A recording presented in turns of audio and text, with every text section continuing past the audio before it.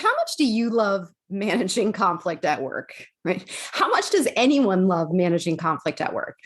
It's uncomfortable and it's often scary. And sadly, many of us didn't have great role models for how to manage conflict when we were growing up. We didn't learn conflict management at home or at school, so we don't really have great skills in this area. This week, I talked with Kristine Scott, an expert in workplace conflict, who shares a fascinating perspective on conflict and how to manage it more confidently, both at work as well as in our personal lives. I also absolutely love her definition of power. If you struggle with managing conflict and you find it undermining your confidence at work, I have no doubt that you will benefit from this conversation. And because conflict management is such a universal struggle, if you find this helpful, please consider sharing this with others who might also benefit. Thank you, as always, for listening. Welcome to the Impostor Syndrome Files. My name is Kim Menninger, and as an executive coach and former high-tech leader, my personal mission is to help women and others overcome imposter syndrome and advance your career with confidence. Each week, I interview a new guest to share how they've navigated self-doubt to achieve success. The more we share our stories, the more we destigmatize imposter syndrome, recognize that we're not alone, and empower ourselves to access the tools and resources that can help us. Thank you so much for listening and sharing.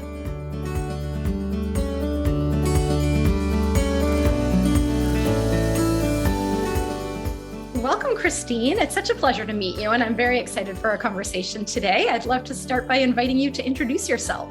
Thank you so much, Kim. So my name is Kristine Scott, and I am the founder of Seattle Conflict Resolution, which is a business where I provide training for different teams in how to handle conflict. So they get unruly customers or maybe some harassment on the work site. I train folks how to interrupt that as the behavior is happening. That is fascinating to me because I would think I certainly don't know a lot of the research or the data, but I would think that conflict is a very universal challenge. And I think about this a lot because I don't think many of us are taught conflict management skills in our homes. We often have bad examples of conflict management. And so we go out into the world and we don't necessarily know what we don't know. And it's a very anxiety-provoking thing. And so many of us avoid it or maybe we engage in ways that aren't productive. So I'm really eager to talk about this topic more broadly because I think it definitely ties to our confidence in the workplace. Before we go there, though, how did you end up here? What's your story? That's a great story. Well, I took an AmeriCorps position years ago working with young people who lived outside. And so that meant I was responsible for either providing them meals or shelter. And I had no idea what their lives were like. I just assumed because I, came from this kind of middle class background that they just needed some guidance and that I was probably the right person for the job. I was so wrong.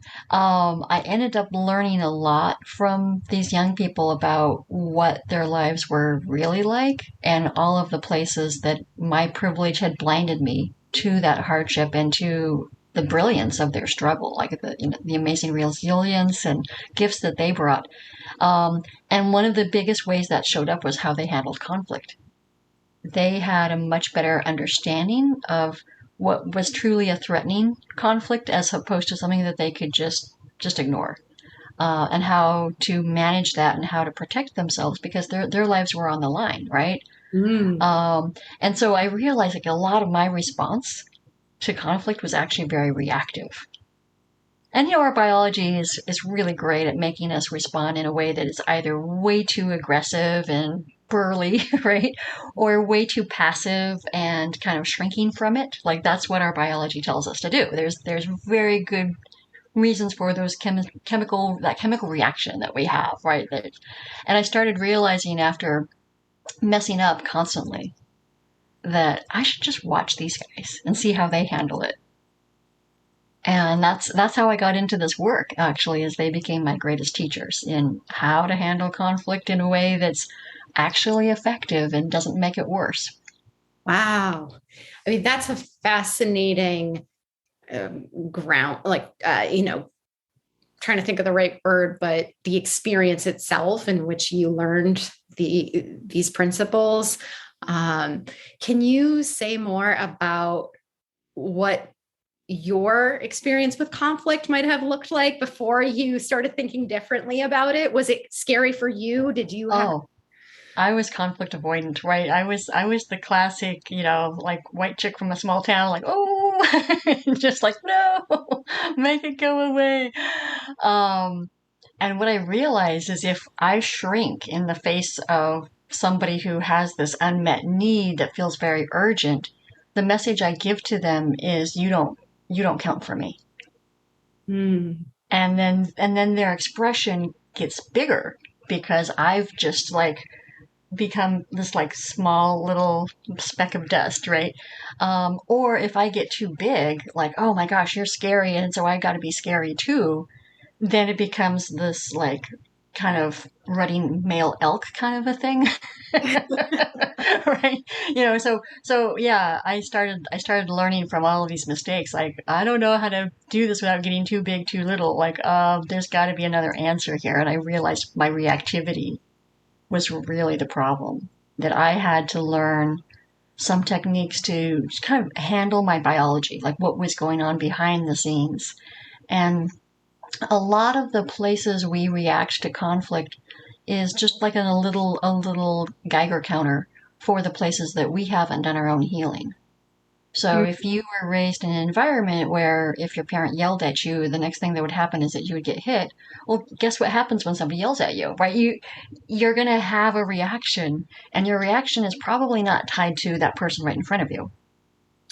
Yes. Yeah. Right. So conflict is really a beautiful barometer of the places that we need to do our own work, and just kind of looking at those unhealed wounds that we have.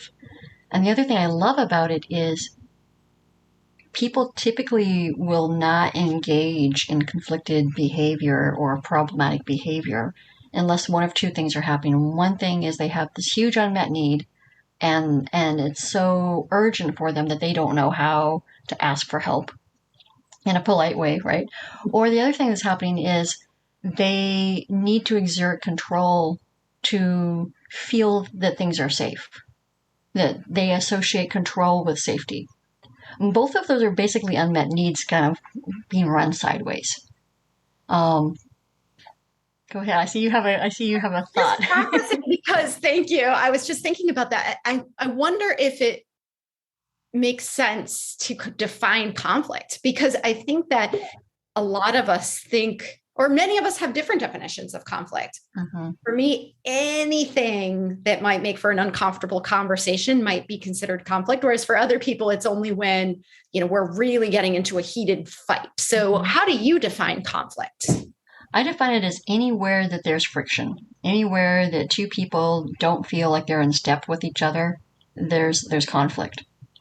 And this is an amazing opportunity because when those chemicals start kind of going in our bodies, we have this choice about like, how honest can I be about what's going on right now? Can I name what I'm feeling and own it and bring that into the conversation and say, wow, I'm feeling kind of uncomfortable about this. Let's lean into this topic. Hmm. And That's once we do that, yeah, it's amazing that the energy in the room just shifts because all of a sudden it got honest and real, right? yeah.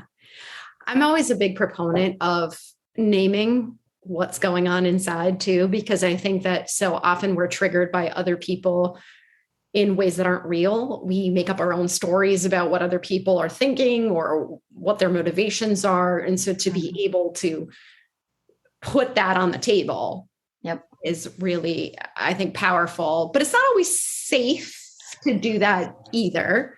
Especially if this other thing is running, like that we're calling the imposter syndrome, right? This recording around our own value.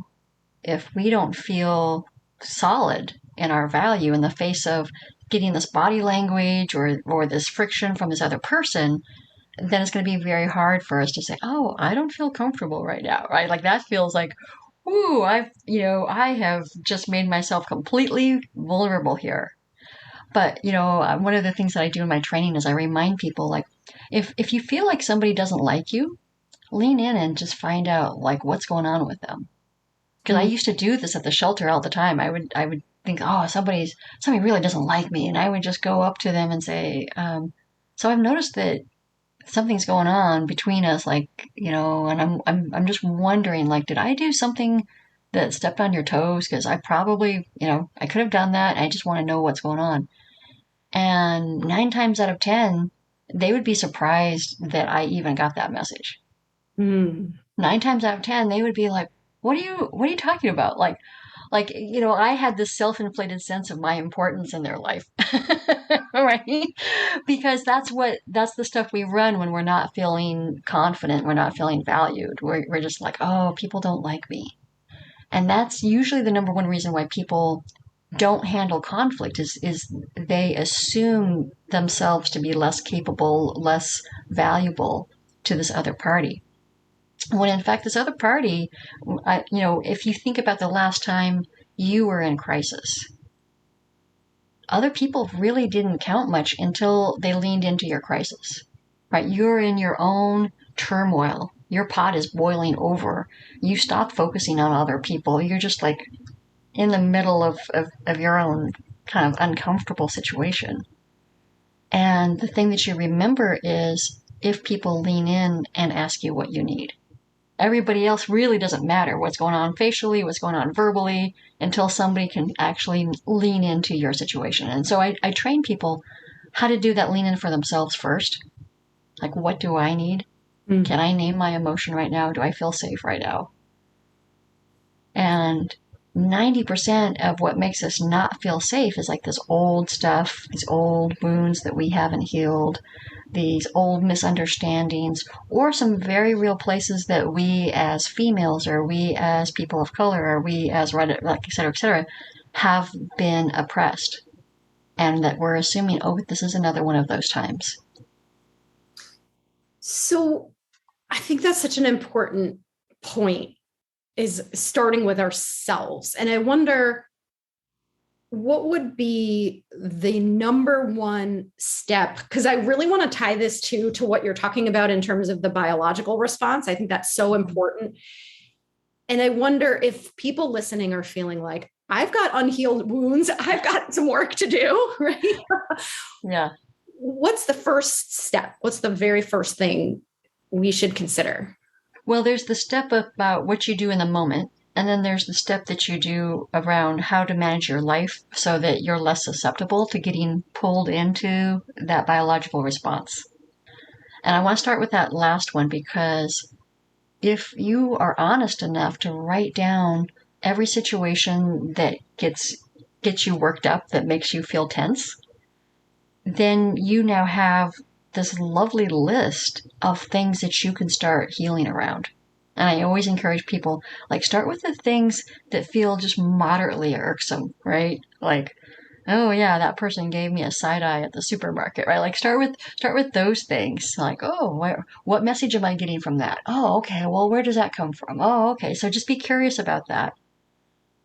And usually, once you start on those things, then the things down the list will start getting a little easier because you'll get used to that process of self-exploration and really untangling those messages. Because a lot of us were raised by very well-intended parents who learned pretty quickly how to keep us quiet so that they could go about being parenting, right? And so a lot of the untangling that I realized I was doing is like, oh, I got that message as a kid. Oh, I got that message as a woman. Oh, I got, right, like, and so as we do these, like, what are my triggers untangling, then we get a lot more flexible in going, oh, this thing that I'm reacting to right now, probably 80% on me.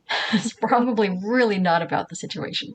And that once you have that freedom, it makes you a lot more flexible so that in the moment you can do some simple techniques. And there's this lovely quote by Viktor Frankl that we have this space between the stimulus and our response, right? And in that space lies our freedom and our growth. Like whatever we do with that little 4 seconds between like, oh my gosh, here's the stimulus and here's how I'm going to react to or respond to that. We have that choice before our biology takes over. Our biology is just there to kind of go, oh, you're in freak out mode. Okay, let's get the adrenaline, let's get the cortisol, let's like da da da da da, right? And once that happens, you've lost that choice. Your body has already responded for you.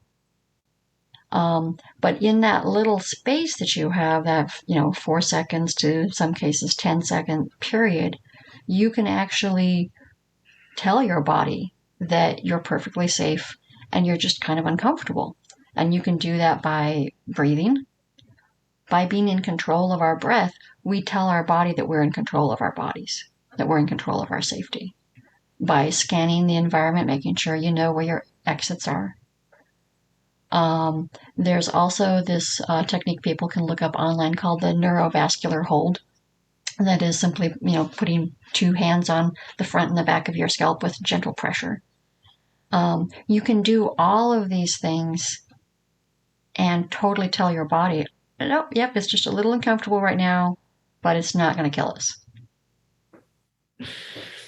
That's so powerful. And I wonder, I often think about it as like a pause, just, something that disrupts that natural reflexive response. But what I often am asked is, but how do I do it? Because it happens so fast that a lot of the times they don't even know that there is that 4 seconds. Like those 4 seconds just breeze right past me. They do. And the beautiful thing is that this happens at home, in our home life all the time, as parents, as partners. Like we have those responses that are less than beautiful. And if we give ourselves permission and the people we love permission to like, okay, I just need a timeout right now. Like I used to do that with my kids. Like I realized I'm giving them way too many timeouts. Like I started just announcing, "Mommy needs a timeout," and I would literally take myself out of the room because I didn't trust that whatever was going to happen next would be okay, would be my best self, right? Mm. And I'll never forget the first time I did it. Like my annoying child tried to follow me. Like, no, I'm in timeout. I need to shut the door. But it's really important to like develop that agreement where you live, literally. And once you get good at that, it gets easier to do it in your work life because your first attempts are going to be kind of ugly. They're going to be kind of awkward, right? It's a habit that you have to develop every time you feel that override start to take over. And I train people like, okay, like what happens to your breathing? What happens to your sense of vision? What happens to your thinking? Like look for all of those symptoms. Name them, look for them, so that when you feel that coming on, like, oh, okay, this is just my inner mammal kind of trying to override me right now. And I have a choice there. I love that. I feel so in sync with you on how you're thinking about that, because I do think as somebody who has had a lifelong struggle with anxiety, that has been the most effective strategy for me, is to name the instinct and to give myself space to reinterpret the situation through a safer, more productive lens, to not let it be the threat that my brain perceived it to be. But sometimes we are in threatening, maybe not predator style threatening situations, but some people work in environments that lack psychological safety, where people are more toxic. Is there a different set of considerations? Do we need to think differently if we're in a space where we feel generally safe than when we feel like we're with people that we don't trust? Right. That's a really good question. And when we look at workplace toxicity, especially as women, and we look at how many messages that we get that we're less than competent, that we have to work harder to prove ourselves professionally, our capacity to show up with our full authentic selves is just under duress, right? And it's interesting. There's this great study that I'll give you the link for that came out of the Harvard Business Review, not only about the imposter syndrome, but also another one around women in the workplace, where Jack Zinger and Joseph Folkman basically analyzed the 360 evaluations of over 7,000 executives. And they rated them, they separated them out based on if that person was female or male appearing.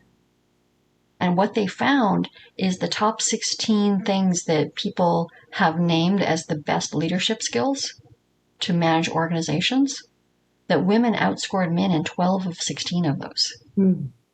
And this is by the ranking of their peers and their coworkers and their supervisors. They're outscoring men in taking initiative, practicing self-development, driving for results, displaying integrity and honesty, right? But the messages that we get are not that. The messages that we get are like, oh, yeah, you're kind of emotional. Oh, it's so great that you're creative. Oh, isn't that sweet? Like we get all of these other messages that are very gender normative. And, oh, guys that are confident, that's so great. Oh, women that are confident, right? Mm-hmm. And so there's this big glaring difference between how we see ourselves and how the world sees us because of these messages. Yeah. And so I try to remind, like, I love how your podcast has been asking people, so how did you overcome imposter for yourself? Because we all know that's a crock of crap. and so I got to journal on like what were the steps for me in overcoming that. So I've got that written out here. Oh, great. And the first thing that on my roadmap was I did a lot of spiritual and therapeutic work around getting in touch with my young person, like the person I was before I got all of those messages about what girls were good at and what I could expect from the world, like all of that garbage, right? Like who was she before she had those messages kind of implanted into her? And then after I did that, I started writing out a list of what are all of the hard things that I've overcome in my life? What are the things that just really made me struggle and that I really had to work at to get past? And what did I learn in kind of surmounting those obstacles? And between that and hanging out with these young people who just overcame obstacles much bigger than my list, I started like being able to see behind the curtain of class, right? Like we're told, oh, well, you're middle class and you can expect blah, blah, blah, blah, blah, blah. Oh, you're upper class, you can expect, right? Like I started seeing behind like all of that stuff and realizing, well, that's not true. We didn't earn that right or that privilege. We just assumed it based on who our family is and where we come from. Hanging out with young people who chose street families and who overcame amazing obstacles and went on to college and careers and all of that stuff, even after abuse and foster care. Like, it just really made me go, wait a minute, this isn't true at all. Right? And so I started seeing behind the curtain on class, on housing status. And I also look at the places that I received professional accolades or got big promotions or land. Like I was in the New York Times, and I thought that those were like pinnacle moments, but they really were pretty shallow and not nearly as amazing as I thought. And so it just kind of like seeing how overinflated those were as somebody who'd experienced them made me think, well, I bet a lot of the other stuff that I look at and I envy for other people is overinflated too. I love that. And I also got a better analysis or definition of power because we have so much screwy messages, especially in this society around who's at the top of the food chain and who's not. And my new definition of power is what happens when you've made your wounds work for you. when you've not only healed them, but you've understood them and you've leaned in to actually make them work for you. And you know this, like when you're in a room full of people and somebody walks in with that kind of gravitas, that kind of personal sense of self and self-value, self-love, you feel it, right? You lean in like, wow, who are you? Mhm. And that's the type of power that I want to have. That's the type of power I want to lean into and aspire to. Not the type where, oh, I get these accolades and look at me, right? Yeah.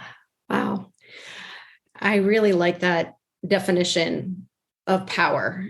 And I want to go back to what you were talking about too, with the messages that we often get about what's appropriate behavior based on whatever dimension of our identity. But in terms of this conversation, I want to talk about it from the perspective of men versus women. And Mhm.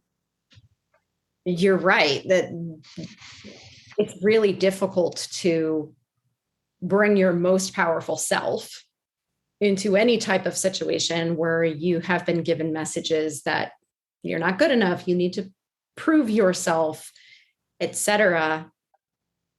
And I wonder, especially because of that whole stereotype around women being emotional too, that when we think of conflict, sometimes we think of emotional responses, right? And so a lot of us are trying not to reinforce the stereotype when we engage in conflict. And we're trying really hard to manage the emotions, manage the way other people are perceiving us, that there isn't even enough space for us to be really authentic or honest about what it is that we want to communicate. And so are there ways in which we can navigate, I guess, for lack of a better term, some of that just stuff that we all have to deal with? Or is it unrealistic to think that we could reach a certain depth in a conflict with a coworker versus with a partner or somebody in our personal lives? That's a great question. Well, first, let's talk about emotion. So, when Americans have been surveyed, how many of them can name the emotion at the time that they're having it? Only about a third of the US population can. Wow. Okay. So, in other words, here's this thing that juices us and like gives us energy, and most of us don't even know that's running the show. But we've done the science and we know that our decisions are made first in the emotional center of our brain before they even move to the rational center of our brain, right? So emotions are running the show. They're unnamed for a large part. And we have this weird gender norming that says, men, you can display this emotion, which is called rage, or this emotion, which is called boredom, if you even call it emotion, like, and that's it. You get those two. And women, you can display all of these, but don't go overboard because then you're too emotional, right? Like, and so what I encourage people to do is reclaim the sanctity of emotions as a driving force, as a thing that is like a little warning light, like something, there's some friction, there's something that needs attention here. I'm feeling some emotion. Okay, well, let's talk about this. And when we do that, it's a gift to everybody in the room because men are more emotionally repressed than we are. Hmm. And yes, it makes them uncomfortable. It makes them so uncomfortable because they've had it beat out of them. Sadly, yeah. Right? But it's really valuable stuff. And if you can't get to that place where you can have emotions that are open with your coworkers and you can at least do it at home, give yourself permission to name what you see going on when you see emotions at play in the coworker dynamics. Um, and I had this situation where I cried at work one time and somebody made fun of me. And my takeaway was, wow, I got to be authentic and real. And I'm sorry that you didn't feel safe enough to do that. It just like that's my goal always, is to bring my full self, because that sense of power and sense of internalized value can't come out if it's not emotionally safe. It just can't. That's a part of all of us that we bring into the room. And we can't tap into that power if we have to cloak ourselves around, oh, wait, you can't see my soft spots, Mm, yeah. right? And we've all been listening to Brene Brown and how much vulnerability is an important part of trust, which is an important part of building cohesive teams that work together and work towards the same outcomes. So in other words, you don't get results unless you get soft, unless you get vulnerable. And so those guys who are like, oh no, no emotions, we can't have emotions in the room, like, well, sorry that you got that message, but we really need to move this forward, and there's going to be friction, there's going to be emotions. And just know that that's simply energy that needs to be moved. And when people go through my trainings and they're all like upset, like, oh, well, I've had somebody yell at me, and it's just like takes an eternity for them to work it out of their system. I said, yeah, it feels like an eternity. But the truth is, intense emotions, we can't hold on to them for longer than 20 seconds Hmm. because it's very draining. It takes a lot of stamina to be like super irate, to be super scared or super sad, right? It's fatiguing. Mm. Do you work with teams too? Yes. Yeah, the majority of my clients actually hire me to train their whole team, because the idea is that these folks are dealing, with the public who, especially post pandemic, are super fragile, more likely to be irate, and less likely to be rational. Mhm. So we're seeing all kinds of great behaviors right now in a lot of customer service, public facing positions. Well, I'm encouraged by that because I do think that's one of our greatest weaknesses in the workplace right now, as well as one of our greatest opportunities is how we train people to lead in more vulnerable, human centered ways. And Mm-hmm. I think that we have proven that trying to check our emotions at the door does not work. Right? No. Despite our best efforts, it's not going to happen. So, Right. really giving people the skills that, again, we don't get anywhere else. We aren't Mm-hmm. taught those skills unless we take a course like you Mm-hmm. offer, right? Or a training that you offer. Many of us are just kind of blindly figuring this out, and it's scary. And sometimes, and maybe many times, we get it wrong. And there's a lot that feels at stake. So I think that's why so many of us avoid it rather than confront it. I guess I'm curious, you have certainly made it clear that there's a lot of work we as individuals can Mm-hmm. do and need to do. Mm-hmm. There's also a lot of just garbage in the workplace that's not cleaned up. There's a lot of Yep. toxicity in the workplace. How do I know when it's my work to do versus when the environment is just not right? And I need to not even make this about myself and just say, I Mm-hmm. need to get out of here. So if you're keeping that list of the things that kind of feel like those Velcro moments, like stuff sticks to you and you're like, ooh, that doesn't feel good. And that happens no matter where you're at, right? That happens at home, that happens at the grocery store. That's probably you, right?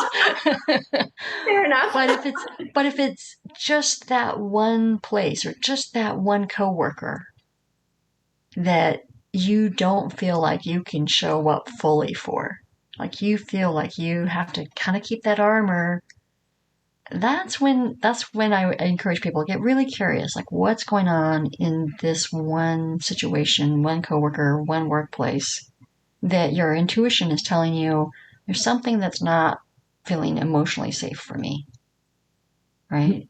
And it could be about you. It could be something from your past. It could be about the workplace, but just like give yourself that curiosity. Like I used to have a manager on my team who would become emotionally overwrought anytime conflict would come up. And at first I thought, oh no, oh, okay, we need to back off. Oh no, this is too much for her.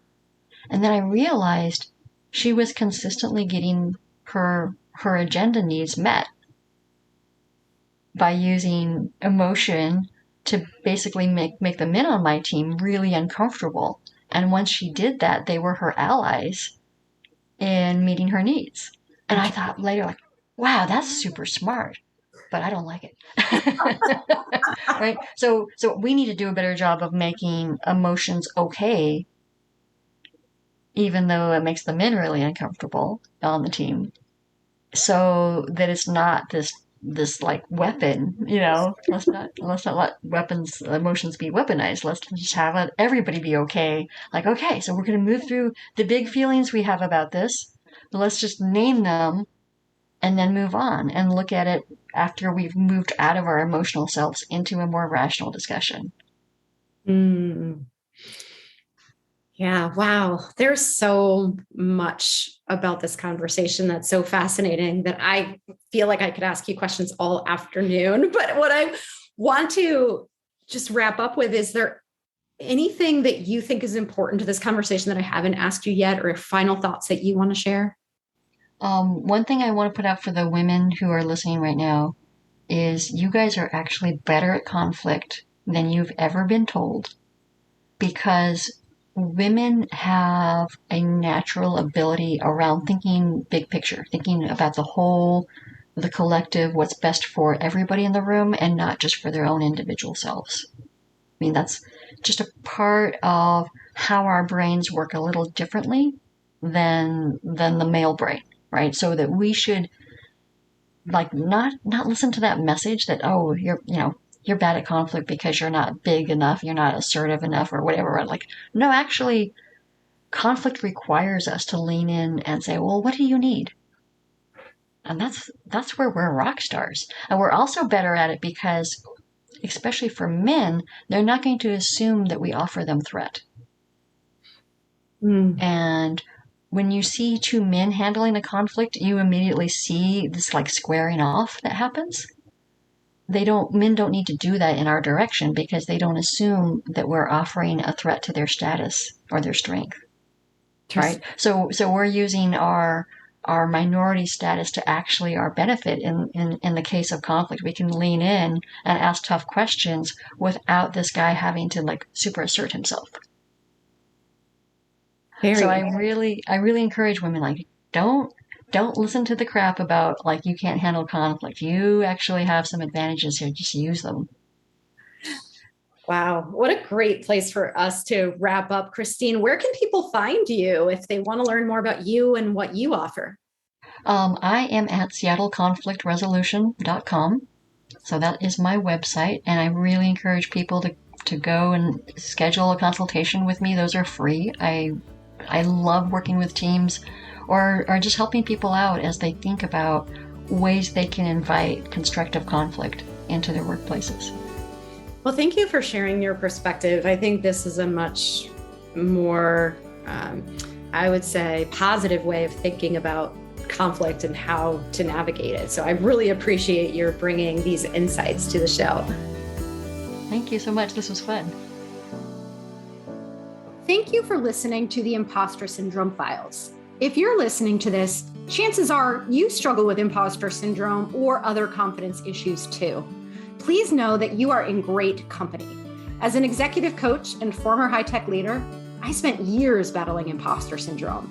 There were times in my corporate life when I was absolutely sure that this was the moment that everyone would figure out that I didn't belong in the room. But it never happened. And through the years, with the help of research, coaching, and other resources, I've learned to help myself and others overcome self-doubt and advance our careers with strength and confidence. If you'd like to continue this conversation, please join my Leading Women Facebook group, where women of diverse roles, levels, and backgrounds come together to ask questions, share challenges, and support one another in a safe, trusted space that's difficult to find in the workplace. Check out the link in the show notes for more information on how to find us. And please join us again next week for another episode of the Impostor Syndrome Files.